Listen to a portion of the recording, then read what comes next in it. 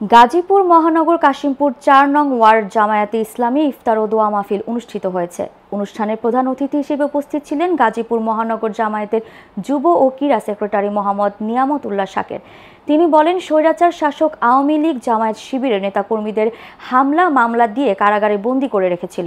তারা ভেবেছে জামায়াতের নেতাকর্মীরা কারাগারে বন্দী রাখলে ইসলাম প্রতিষ্ঠার দাওয়াত বন্ধ হয়ে যাবে, কিন্তু কারাগারের বাহিরের চেয়ে কারাগারের ভিতরে আমরা বেশি দিনে দাওয়াত পৌঁছাতে পেরেছি। এর জন্যই আজ জামায়াতে ইসলামীর পরিধি ব্যাপক বৃদ্ধি পেয়েছে। সভাপতির বক্তব্যে মাওলানা তৈয়েবুর রহমান বলেন, জামায়াতে ইসলামী সর্বদা জনকল্যাণে কাজ করে যাচ্ছে।